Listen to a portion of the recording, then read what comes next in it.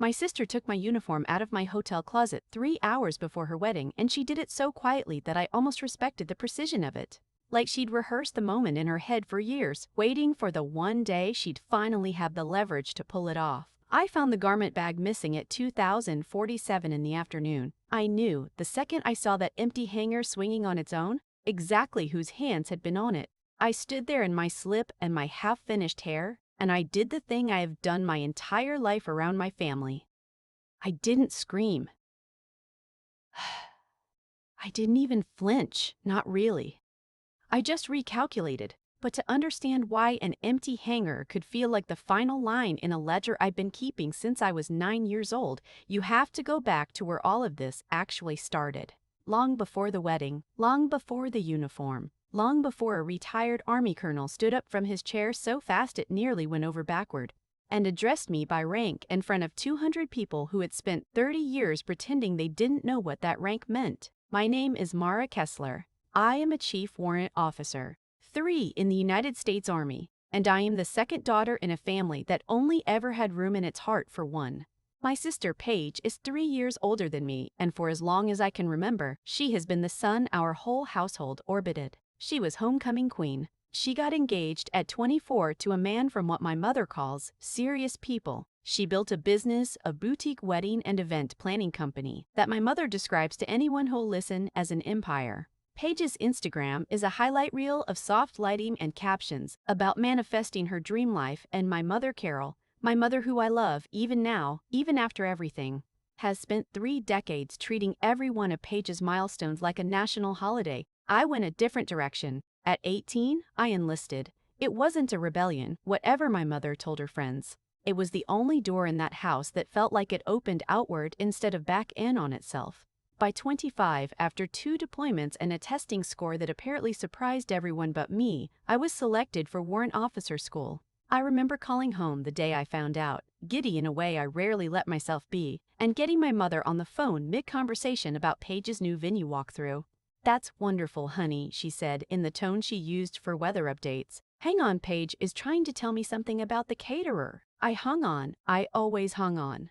By the time I was 31, I held the rank of Chief Warrant Officer 3, All-Source Intelligence, which meant that during 2 separate rotations, I legally could not tell my own mother what country I was standing in. To my family, all of that translated into exactly one sentence, repeated at every holiday table for over a decade.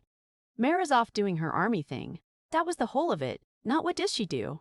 Not is she safe? Just her army thing, like it was a hobby, like it was scrapbooking, with worse pay and better boots and a much higher chance of someone shooting at you. My mother has a particular talent for narrative construction, and the narrative she built early on was this: Paige stayed. Paige was present. Paige showed up for every birthday, every Sunday dinner, every small crisis, because Paige never left town. And I left. I chose a life that took me away from Thanksgiving tables and baby showers and, apparently, from being a real daughter. It didn't matter that I called every week I was able to. It didn't matter that I used my one real block of leave every single year just to sit at that table instead of anywhere warmer, quieter, or less likely to hand me a plate and an insult in the same breath.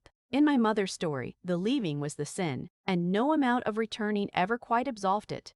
I should say this clearly because it matters later. The Army gives soldiers 30 days of leave a year. That's the law. That's the benefit. That's real, and I want to be honest about it rather than let anyone believe otherwise. What almost nobody in my family understood was that 30 days on paper and 30 days you can actually use are 2 very different things when your unit's operational tempo doesn't care what month your sister's baby shower falls in. Most years I banked leave I couldn't spend and used maybe 7 honest consecutive days to actually fly home. I spent every one of those 7 days at that table anyway, because some part of me kept believing that if I just showed up enough times, the story would finally change. It never did, not until it had to. My grandmother Vivian, my mother's own mother, sharp as broken glass and twice as unwilling to pretend otherwise, was the only person in that house who ever looked at me like she was actually curious about my life. Grandma Vivian had been an Army wife for 31 years before my grandfather, a logistics officer, passed of a heart attack 2 months into his retirement, a cruelty she never fully forgave the universe for. She knew exactly what silence around a dinner table could mean, and she never once mistook it for nothing happening. She'd corner me in the kitchen during those short visits home, dry the dishes I washed, and ask real questions. Not, how's the army, but who do you report to now? Is he decent? Are you sleeping enough? Are you safe? She never got specifics. I couldn't give her specifics. But she got effort, and effort was more than anyone else in that family had ever offered me. They see what's easy to see, Grandma Vivian told me once, the week before I shipped out for a rotation. I still can't fully describe, her hands never stopping on the dish towel. Your sister hands them a highlight reel. You hand them silence because you have to, and silence scares people who've never had to sit with it. I remember the morning of my warrant officer commissioning with a clarity most memories don't get to keep. I stood in front of a mirror in a hotel bathroom 3 states away from home, pinning the warrant officer insignia onto my own collar because there was nobody there to do it for me, the way other candidates had a parent or a spouse standing behind them in the reflection hands steady on a pin their kid had earned. I called my mother that morning before the ceremony, hoping, in some small stubborn part of me that never quite learned to stop hoping, that this milestone might land differently than the others had. She answered distracted, background noise of Paige's bridal boutique fitting audible behind her voice. That's great, honey. We're just trying on the 3rd dress. Can I call you back? She never did call back that day. I pinned my own insignia, said the oath alone in a hallway with 6 other candidates whose families had shown up, and drove myself to a diner afterward to eat a slice of pie by myself because some accomplishments. I was learning you simply have to be willing to celebrate on your own. I held on to that for years. I told myself it was fine. I told myself the people who mattered, the people in my unit, the officers who signed off on assessments I'd written at 3 in the morning, the people whose decisions occasionally depended on whether I'd gotten something right. Those people saw me clearly enough. I didn't need my mother to understand a job she couldn't be briefed on. I told myself that a lot. But there's a ledger you keep without meaning to. A quiet tally, entry by entry, of every moment you were the afterthought. The birthday dinner where Paige's promotion got a toast, and mine, in the same conversation, got a "that's nice, honey," before the subject changed. The Christmas where my mother introduced me to her book club as my younger one. She's in the service, while Paige got a whole paragraph and a round of applause for a venue she'd booked, not built. Not fought for, just booked. The air I came home on emergency leave after losing 2 people from my team, and nobody at that table asked me a single question about it. Because nobody there had the framework to know there was a question to ask. I never told them what happened that year. I couldn't. Not fully. Not with the words I actually had for it. But I remember sitting at that table with the weight of it still sitting on my chest like a stone I hadn't set down yet, and watching my mother ask Paige for the 3rd time about seating charts for a wedding that hadn't even been scheduled yet. I remember excusing myself to the bathroom that night and standing at the sink for a long time, gripping the edges of it, breathing through something that didn't have a name I was willing to say out loud. When I came back to the table, my mother asked if I'd washed my hands twice, like she'd noticed how long I was gone but had decided the only acceptable explanation was hygiene. The year I mentioned, the one with the emergency leave, I should probably say a little more about, even though it still isn't easy. We lost 2 people from my team within the same 11 days on the same deployment in ways I still can't fully lay out here. And I flew home on a red-eye with a window seat and a body that hadn't slept in over 30 hours, expecting, I think, some version of comfort I didn't even have words for yet. What I got instead was a kitchen full of centerpiece samples for Paige's someday wedding laid out across the table like a showroom, because my mother had decided that was the week to finally settle on linen colors. I sat down across from swatches of ivory and champagne, and nobody noticed that I hadn't said more than 6 words since walking through the door. I remember Grandma Vivian catching my eye across that table, the only person who seemed to register that something in me had gone very quiet in a different way than usual. She didn't ask me anything in front of everyone. She just found an excuse to send me out to the garage for extra folding chairs, followed me out a minute later, closed the door behind her, and stood with me in that cold, concrete quiet until I could breathe evenly again. She never once asked what happened. She just said, "You don't have to tell me. You just have to let somebody stand here with you while you don't." I've thought about that sentence more times than I can count in the years since. It's the closest thing to being fully seen that I got from that entire decade. I think about a specific dinner from when I was 9 sometimes, more than I'd like to admit. Paige was 12, and she'd just won some regional pageant for something best smile, best poise, I don't remember the category, only that there was a small plastic trophy involved and an entire evening built around it. I had brought home a spelling bee ribbon that same week, second place, blue, and a little crumpled from riding around in my backpack for 3 days because nobody had asked to see it. At dinner, my mother set Paige's trophy in the center of the table like a centerpiece and spent 20 minutes describing the exact moment the judges announced her name. When my father, gone from our lives not long after, asked what I'd been up to that week, I opened my mouth to say spelling bee, and my mother cut in before I could get the words out. "Mars always got some little project going," she said, not unkindly, just absently, the way you described weather. Nobody asked to see the ribbon. I put it in a shoebox that night, and some quiet, 9-year-old part of me decided, without any drama at all, that showing people things was a losing strategy. I don't think I fully understood, until I was much older, how long that decision would end up ruining my life. The night before the wedding, at the rehearsal dinner, my mother pulled me aside near the coat check and gripped my forearm a little too tightly. "Please," she said, glancing over her shoulder to make sure Paige wasn't in earshot. "Just tonight, just tomorrow. Can we not have a thing? I am asking you nicely." I told her there wasn't going to be a thing, which was true in the sense that I understood the word thing the way she meant it, and untrue in every other sense that mattered. Paige, catching the tail end of the exchange from across the room, marched over, took one look at my face, and hissed, "Don't," before I'd said a single word. "Shh. Don't do the calm voice at me right now, Mara. I mean it, don't." I hadn't said anything at all. I never got the chance to. Here's the part I need you to understand about how I hid, because I did hide, on purpose, for years, and I got good at it. When people asked what I did, I told them I was a logistics contract analyst for a defense consulting firm. It's not glamorous. It's not the kind of answer that makes anyone lean in. Nobody asks a second question about contract analysis. I learned that trick from a woman named Sergeant First Class Reyes early in my career, who told me the best cover isn't the most dramatic lie, it's the most boring, true-sounding one. Computers invites questions. People want to know which computer's doing what for who. Logistics contract analyst ends conversations before they start. Nobody has ever once asked me a follow-up question about logistics contract analysis at a dinner party, and that, Reyes told me, laughing, was the entire point. I built that sentence like I built everything else, quietly, on purpose. Load-bearing. It worked on almost everyone. It worked on my mother's book club. It worked on strangers at parties, on Paige's friends, on the dentist who made small talk during cleanings.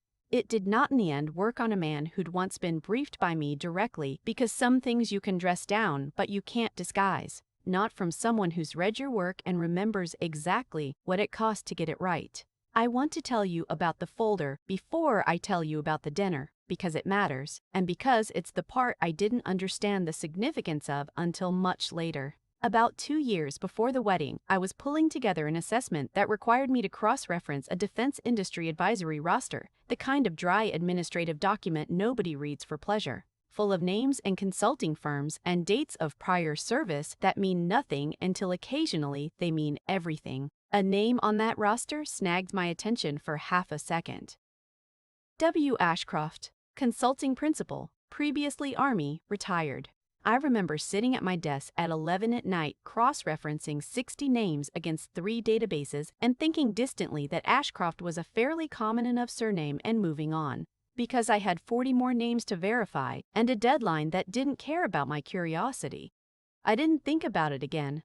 Not for 2 years. Filed and forgotten the way you file 100 small things a week in a job like mine, most of which never resurface. A few of which come back around and stand up in the middle of a wedding reception with your name in their mouth. I made exactly one decision the night of my sister's engagement dinner, 18 months before the wedding. I would wear my dress uniform to Paige's wedding, not to make a scene, not for revenge, not really. Though I won't pretend some part of me didn't want the truth in the room for once. I wore it because it was mine, because I had earned every piece of it, and because I was done shrinking myself to a size that made other people comfortable.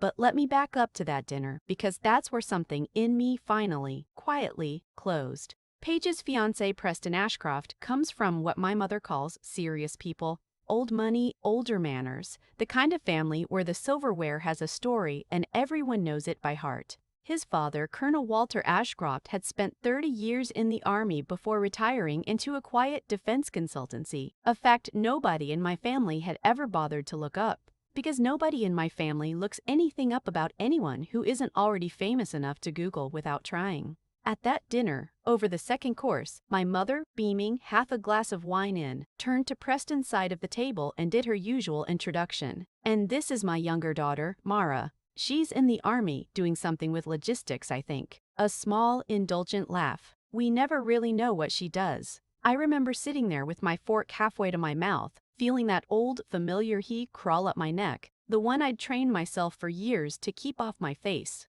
And I remember Paige, my sister, my own flesh and blood, leaning toward Preston's cousin with a little smile and saying, "Just loud enough for me to hear. She's basically a paper pusher with a uniform. Don't worry, she'll be gone again before the wedding. She always finds a reason." Nobody at that table understood what she'd actually said. Nobody there had the clearance, the context, the anything to know that the woman she'd just called a paper pusher had briefed people whose names would mean something to men like Preston's father if he'd ever bothered to ask. I smiled. I said nothing. I put my fork down, finished my water, and let the moment pass the way I'd let 100 moments like it pass before. That was the night something in me finally, quietly closed. Not anger exactly. A decision. I remember thinking, with a kind of cold clarity I usually reserve for work, I am done explaining myself to people who've already decided not to listen. If they want to know who I am, they're going to have to see it. Not hear it from me. See it, undeniably, in a room where they can't laugh it off or change the subject. I didn't say that out loud. I just started planning the same way I plan everything. Quietly, procedurally, without announcing a single step until it was already in motion. I called Elise from the parking lot of that restaurant before I'd even started my car, still sitting in the dark with my hands on the wheel, not driving anywhere yet. I told her what Paige had said word for word, the paper pusher line, the small, indulgent laugh from my mother, all of it in the flat procedural voice I use for after-action reports, because it was the only voice I trusted myself with right then. Elise was quiet for a second after I finished. "You know none of that is true," she finally said. "Not one word of it." "You know that, right?" "I know it's not true," I said. "That's never been the part I struggled with." "Then, what is the part you're struggling with?" I sat with that question longer than I meant to.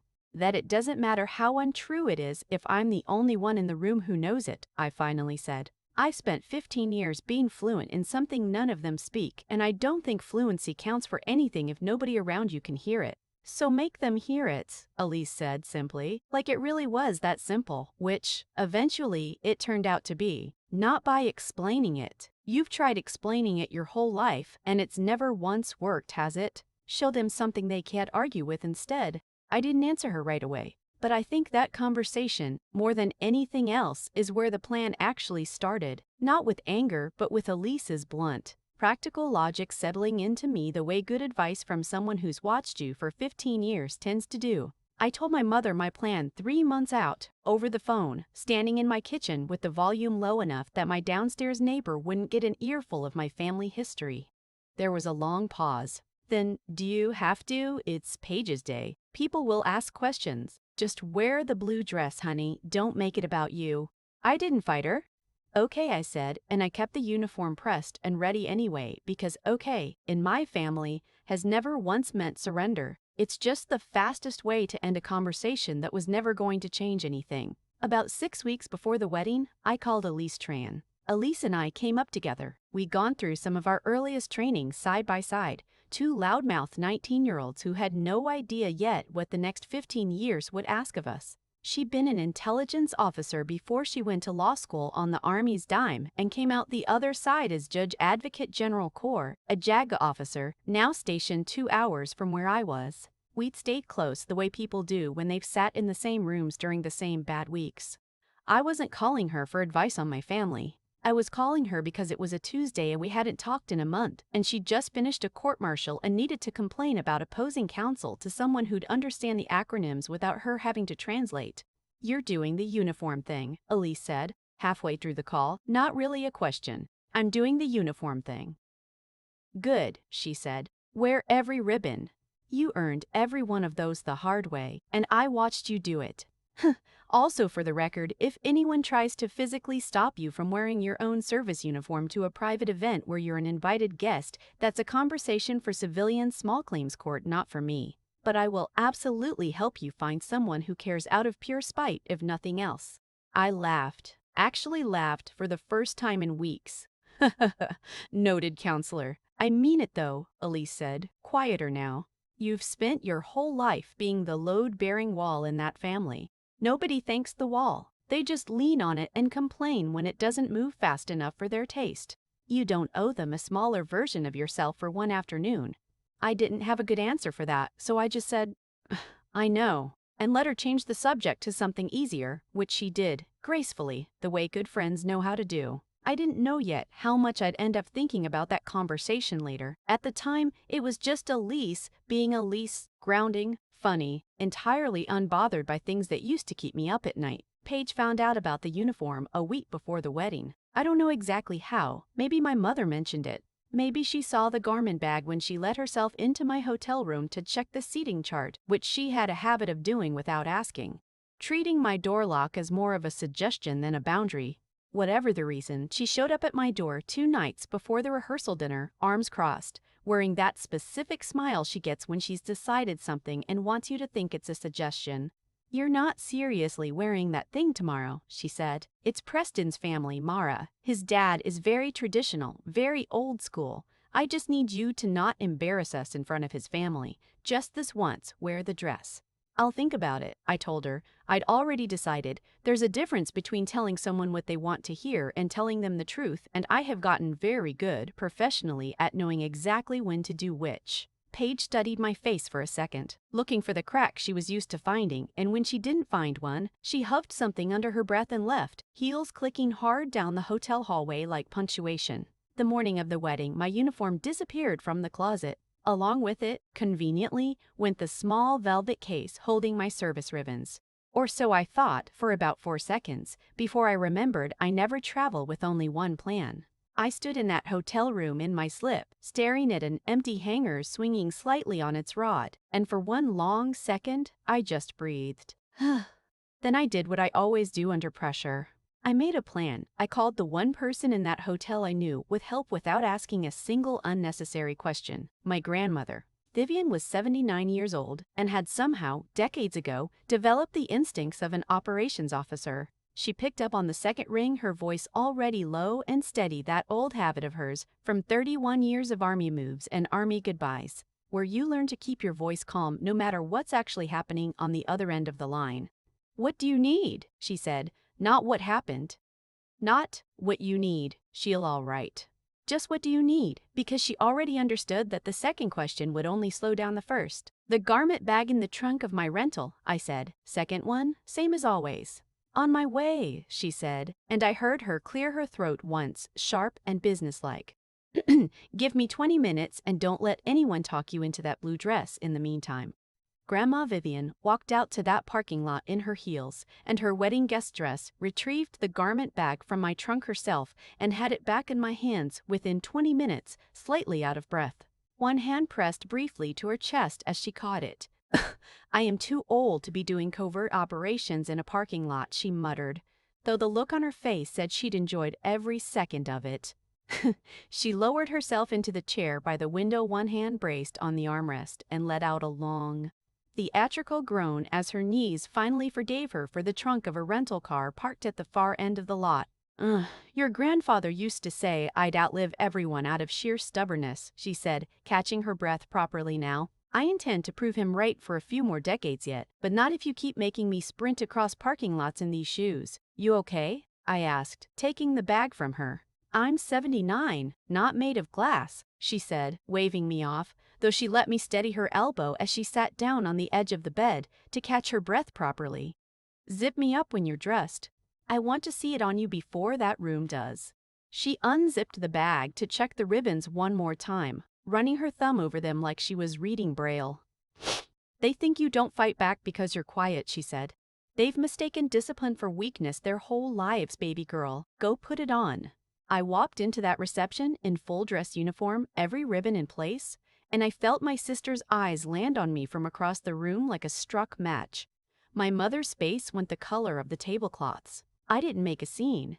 I found my assigned seat near the back, of course, table 14, closest to the kitchen doors, and I sat down, and I smiled, and I let the room look at whatever it wanted to look at. 2 tables over, a woman I didn't recognize leaned toward her husband and said something quiet, her eyes on my chest, on the ribbons there. I didn't catch the words. I caught the look on her husband's face change though, the particular kind of recognition that happens when someone who's worn a uniform themselves clocks another set of ribbons across a crowded room. He straightened a little in his own chair. An old reflex, the same one I'd watch Colonel Ashcroft's spine do an hour later. Her name, I'd learned much later, was Denise Whitfield. Her husband had done 2 tours as a combat medic. She ran a small flower shop 40 minutes from the venue, and 6 months earlier, she'd hired my sister's company for her own daughter's engagement party, in part because Page & Co. Events advertised itself in bold letters on its website as proudly military family owned, with discounts for active duty and veteran families. I didn't know any of that yet. I just noticed her noticing me, and then the room moved on, and so did I. Paige found her way to me before the toasts, leaning down under the pretense of straightening a centerpiece, her voice pitched low and sharp. "You couldn't just let me have one day," she said. "You're not even close to this family anymore. You're just the sister who left. Don't turn my wedding into your redemption arc." I want to tell you, I had some perfect line ready. I didn't. I just looked at her.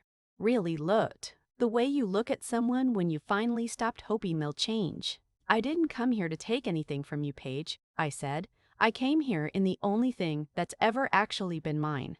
She opened her mouth like she wanted to say something else, then seemed to think better of it, glancing over her shoulder toward the head table, toward the timeline she still had to manage. "This isn't over," she said instead, which struck me even then as an odd thing to say about a conversation that had never really started. Then I picked my water glass back up and let her walk away. Because some ledgers don't need you to argue the total, they just need you to stop paying interest on someone else's version of events. The toast started not long after, and that's when everything changed. I'd noticed Colonel Ashcroft earlier in the evening, the way you notice certain people in a crowded room without quite knowing why yet. He carried himself differently than the other guests on Preston's side, economical in his movements, unhurried in a way that read as command rather than age. He'd shaken hands with the catering staff the same way he'd shaken hands with Preston's business partners, which told me something about him before he'd said a single word to me directly. I remember thinking distantly, over my water glass, that he seemed like a man who noticed things other people missed. Colonel Walter Ashcroft, a broad, silver-haired man who'd spent the whole reception radiating the kind of quiet authority that fills a room without anyone announcing it, stood to give the father of the groom toast. He was mid-sentence, something warm and generic about welcoming a new daughter into the family, when his eyes swept the back of the room and landed on me. He stopped talking entirely. I watched him set his glass down slowly, deliberately, like a man recalculating something in real time. The whole reception followed his gaze, a wave of turning heads, until every person at that wedding was looking at me, sitting quietly at table 14 with my hands folded in my lap. My mother's hand found her water glass and gripped it. Paige went very, very still, her bouquet trembling almost imperceptibly. Colonel Ashcroft walked, not hurried, but with unmistakable purpose, the length of that reception hall, past the head table, past his own son mid-ceremony, until he was standing in front of me, and then in front of 200 guests, in front of my mother and my sister, and a family that had spent 30 years calling my life her army thing. He did something nobody at that table had ever once done for me. His spine straightened, some old reflex from 30 years in uniform settling into his shoulders before he'd even decided to let it. He addressed me by rank. "Chief Warrant Officer Kessler," he said, and his voice carried clean across a room gone completely silent. "Why are you sitting all the way back here?" I didn't realize the analyst from the Castle Ridge briefing was family to the bride. I heard my mother's glass hit the table. I heard, somewhere behind me, my sister's breath catch audibly. A short, sharp sound like she'd been the one caught off guard by an empty hanger. Colonel Ashcroft didn't wait for the room to catch up. He kept talking, the way people do when a truth is too large to hold back politely. He told them, right there, what he remembered. A classified operation, years back, a briefing that had, in his words, kept people he cared about alive, delivered by an officer whose name he'd never forgotten, because the work had never let him forget it. Mine. He hadn't known I was Paige's sister until that exact second. He'd simply recognized the uniform, the ribbons, the bearing, recognized me from a room on the other side of the world in a context none of my family had ever had the clearance or, frankly, the curiosity to ask about. My mother's face had gone the pale, stunned white of someone watching 30 years of a story collapse in under a minute. Paige stood frozen by the head table, her bouquet still in her hand, staring at me like she was seeing me, actually seeing me, for the first time in her life. Colonel Ashcroft turned back to the room, still half facing me, and said the line I will carry with me for the rest of my life. "This is one of the most capable analysts I've had the privilege of being briefed by," he said. "I'd have thought the bride's family would be shouting that from the rooftops." Then quieter, almost to himself, but not quite quiet enough. "I don't understand why she's sitting in the back." Nobody answer him. Nobody could. What was there to say? That the paper pusher with the uniform had, in fact, been the reason certain rooms full of decision-makers had the information they needed at the moment they needed it. That the sister who left had never really left anyone. She'd just been carrying a version of service her own family had never once asked her to describe. I stood, finally, and thanked him. Kept my voice steady, professional, the voice I use when a room needs one calm center. I told him it was an honor to be recognized and that today was, first and always, his son and my sister's day. It was the truth. It was also, I'll admit, the closing statement I never had to write myself, because the truth had finally walked across a room and stood at attention on my behalf. He nodded once, that old military economy of motion, and returned to his seat, though not before pausing to add almost as an afterthought that he'd like to buy me coffee sometime and hear about my career. If the Army will let you talk about any of it, which I doubt, but I'll ask anyway. A small ripple of laughter moved through the tables closest to us, the first easy sound the room had made in several long minutes, and something in my chest loosened just slightly. We did have that coffee. 3 weeks later, in a diner near the base where he'd once served, long before Preston was born. He told me, unprompted, about his own father, also career Army, who'd never once come to a single one of his promotion ceremonies and had died without either of them saying the things that probably needed saying. "I recognized something in you at that reception," he told me, stirring his coffee slowly. "Not just the uniform, the way you were sitting. Like you'd trained yourself to take up exactly as much space as the room would allow, and not an inch more. I spent 30 years watching good officers do that to themselves, and I promised myself a long time ago that if I ever had the chance to say something about it out loud, I would. I didn't have a graceful response to that. I just thanked him and meant it more than the words probably conveyed." The rest of the reception happened around me in a kind of blur. The band started again. People slowly returned to their meals. Conversation resumed in that particular hush of a room still processing something it hadn't expected. But I watched my mother for the rest of that night glance at me from across the room like she was recalculating a math problem she'd been getting wrong for 30 years. I watched Paige avoid my eyes entirely, her bouquet wilting slightly in her white-knuckled grip, until Preston finally leaned over and said something to her I couldn't hear. And she managed a smile for the cameras that didn't reach anywhere near her eyes. Preston found me at the edge of the dance floor about an hour later, looking faintly shell-shocked in the way of a man who just learned something enormous about his own wedding without fully understanding what it was yet. "I didn't know," he said, which I believed, "about any of it. My dad doesn't talk about the work stuff ever, and Paige never really." He stopped himself, seemed to reconsider the sentence he'd been about to finish, and tried again. "I'm sorry. Whatever tonight was, for you. In this family, I'm sorry it took my father standing up in the middle of my wedding for anyone to say it out loud." "You don't owe me an apology," I told him, and meant it. "This isn't yours to carry." "Maybe not," he said, "but I'd like to actually get to know my sister-in-law properly at some point if that's still on the table." It was a small, ordinary kindness, the kind that cost the giver almost nothing, and I found myself unexpectedly moved by it anyway. Maybe because it was the first time all evening someone had approached me without an agenda attached. At one point, my mother crossed the room toward me, and I braced for something. I wasn't sure what. She stopped a few feet away, opened her mouth, closed it again, and simply said, "You look very sharp, Mara," before turning and walking back toward the head table without waiting for a response. It wasn't an apology. It wasn't even close, but it was the first time in years she'd looked directly at me while saying my name instead of past me, toward whatever Paige was doing.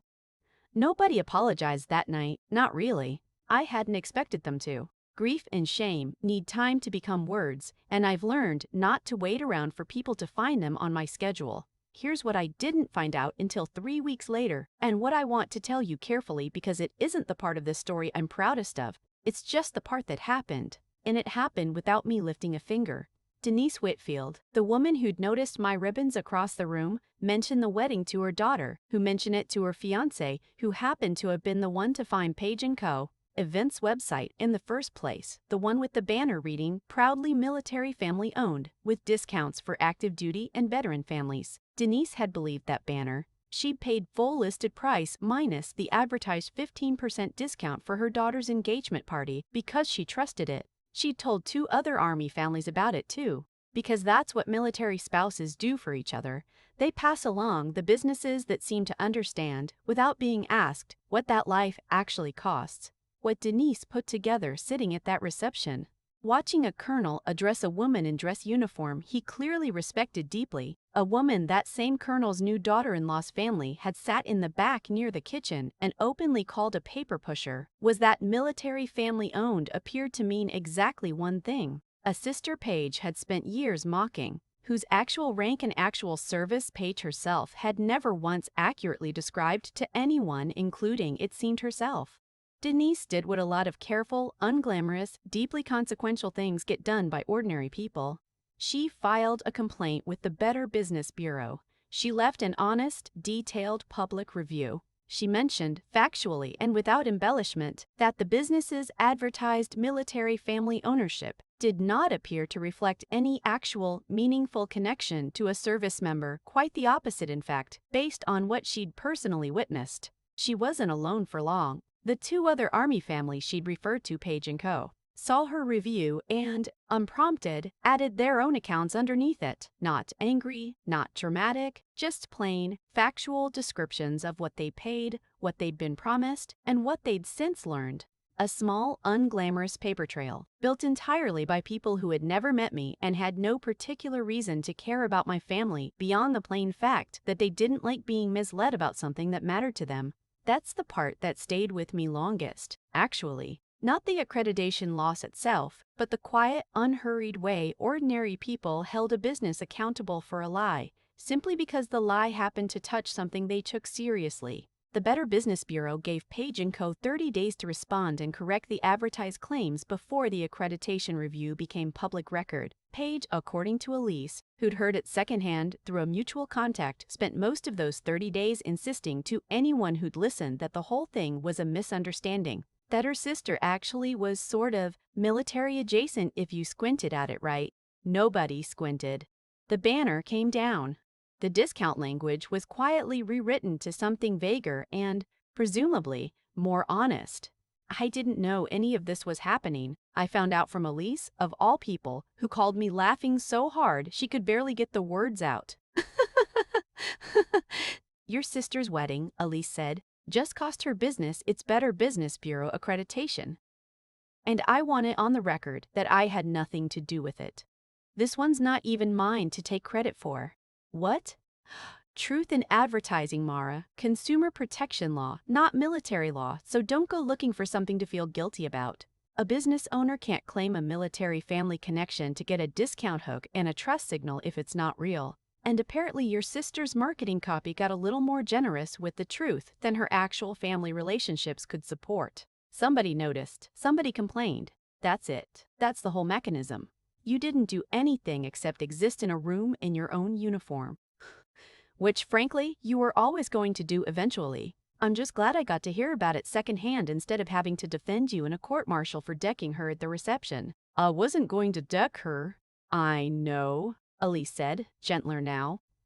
You never do. That's sort of the whole tragedy of you, Mara. You just absorb it and file it and wait for the truth to do the work for you. I've watched you do it for 15 years. I'm glad, for once, the truth actually showed up on time. I sat with that for a long time after we hung up. Not triumphant, exactly. Something quieter than that. Something closer to relief that I hadn't had to be the one to make it happen. I thought about calling Paige just to see what she'd say, and then thought better of it because I didn't actually want an explanation. I wanted, for once, to let a consequence exist without narrating it, the way she'd let 100 small cruelties exist without ever once explaining herself to me. Grandma Vivian, when I told her, was less conflicted about it than I was. "Good," she said simply, no hesitation at all. "You don't borrow honor and then spend it insulting the person who earned it." That was never going to end well for her baby girl. That's not revenge. That's just gravity. What goes up on a false banner eventually comes back down, usually right when you're standing under it in your good shoes. I laughed at that, harder than the joke probably deserved, mostly out of relief that someone in my family could finally say something about Paige to me without either of us having to apologize for it afterward. There's one more small thing I need to close out because it bothered me for a while, the not knowing. About 2 weeks after the wedding, Grandma Vivian called me, sounding pleased with herself in a way she rarely let show.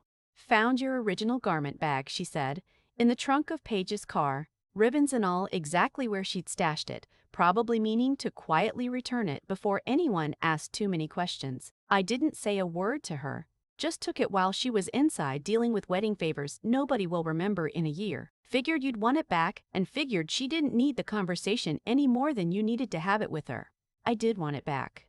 Not because I needed 2 uniforms. I'd always need 2 uniforms, that's just good practice, the same lesson I'd learned overseas and never once regretted, but because there's something about having the original returned to you undamaged, unexplained. That closes a door more gently than a confrontation ever could.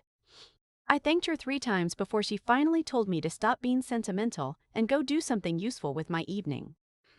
A few weeks after I got back from the wedding, my team lead, a quiet, unflappable major named Ose, who has never once asked me a personal question he didn't need the answer to for work, noticed I'd been unusually distracted during a briefing prep. He didn't pry. He just said, at the end of the day, packing up his laptop, "Whatever happened at home, you handled it the way you handle everything." Which is to say, nobody in this building would ever guess anything happened at all. I told him that was sort of the point, and he gave me a look I've come to recognize over the years, the one that means he sees more than he says. "Someday," he said, "you're going to have to let the wins be loud too, not just the losses quiet." I didn't have an answer for that then. I'm not sure I have a complete one now, but I've thought about it more than I expected to. It's been 8 months since that wedding. I'm stationed somewhere I still can't fully describe, surrounded by people who've never once asked me to shrink myself to fit their comfort. People who read my ribbons fluently, who nod at my rank without needing it translated into something smaller, who don't need the phrase logistics contract analyst because they already know and have never once needed it explained twice. Colonel Ashcroft and I have stayed in touch. Professionally, at first, and now something closer to a mentorship I never asked for and am deeply grateful to have found. He calls occasionally, asks sharp, useful questions about work I can actually answer, and once, memorably, spent 20 minutes walking me through a negotiation tactic he'd used on a stubborn contractor in 1994 that still, somehow, applies today. He's never once asked me to explain the wedding. I think he understood exactly what he'd walked into the moment he saw my face, and he's had the grace never to make me relive it out loud. My mother called 2 months after the wedding. It was a short conversation, careful in the way conversations are when someone's testing whether an old dynamic still holds. She said she'd been thinking. She said she was proud, though the word came out like it cost her something to spend, like she'd had to clear her throat around it twice before it would come loose. I told her I appreciated that and I meant it. But I also told her, gently, that pride offered 8 months late doesn't erase 30 years of silence, and that I needed her to understand that before I could figure out what our relationship looks like going forward. There was a long pause on the line, long enough that I almost asked if she was still there. "I don't know how to do this part," she finally said. "The part where I've been wrong for that long." "You don't have to know yet," I told her. "You just have to be willing to keep trying to learn it. That's more than you've offered before. Your grandmother told me about the trophy," she said suddenly out of nowhere, and it took me a second to understand she meant the spelling bee ribbon, the pageant trophy. A dinner more than 2 decades old that I hadn't realized anyone but me still remembered. "The one you brought home the same week as Paige's pageant." She said I never even looked at it. Her voice cut slightly. "I don't remember that dinner at all, Mara." Isn't that awful? You remember it well enough to still be carrying it, and I don't remember it happening. That's sort of how it works, I said as gently as I could manage. The people carrying the weight remember. The people who set it down don't. She was quiet for a long moment. I'd like to try to remember better going forward, she finally said. I know that doesn't undo the dinners I don't remember. She didn't argue. I think, for the first time, she actually heard me. We've taught twice more since then, shorter conversations, less performance in them, more actual questions. She asked, unprompted, last month whether I was safe. Just that. No qualifiers, no segue into Paige. I had to sit down on the edge of my bed for a second before I could answer her. Paige and I haven't spoken since the reception. I don't know if we will. Her business survived, smaller and more honest, I'm told. Its advertising quietly rewritten, the banner about military family ownership taken down within a week of the complaint going public. I made my peace with the possibility that some ledgers just close instead of balancing, that not every relationship gets a tidy final scene, and that's allowed to be true even in a story that otherwise ends well. Grandma Vivian still calls every Sunday. Still asks real questions. Still tells me she always knew. She just needed the rest of them to catch up. Last week she told me, with the particular satisfaction of a woman who has waited a very long time to say something true out loud, that she'd started telling her bridge club exactly what her granddaughter does for a living. In as much detail as security clearance allows, which admittedly isn't much, but she says it anyway, every time on purpose. Let them ask a follow-up question for once, she said. See how they like not getting an easy answer. Sometimes I think about that empty hanger swinging on its own in a hotel closet, and how much of my life I spent being afraid of exactly that kind of moment. The moment where something I built quietly, without applause, might just vanish, and nobody in the room would even notice it was gone. I think that's the real fear underneath all of it. Underneath 30 years of her army thing, and blue dresses and paper pushers and empty hangers. Not that people would take something from me, that they'd take it and the room would simply carry on, unbothered, because they'd never actually understood what it was worth in the first place. That didn't happen. That's the part I keep coming back to, months later, on quiet evenings when the work is done and I have nothing to do but sit with what actually occurred. The room stopped. The truth got a hearing, not because I demanded one, but because I finally stopped making myself small enough to be overlooked. I don't know if that lesson transfers cleanly to anyone else's family, anyone else's ledger. I only know it's the one I got, and I'm not interested in pretending it came easily, or that it didn't cost me anything to get there. I used to think being seen meant explaining myself louder. Turns out it just meant finding the room where I never had to explain myself at all. If any of you have ever been the quiet one in your family, the one nobody thought to ask, the one who got handed a smaller sentence at every dinner table, I'd love to hear your story in the comments. You'd be surprised how many of us are out here, sitting quietly at table 14, just waiting for someone to finally stand up.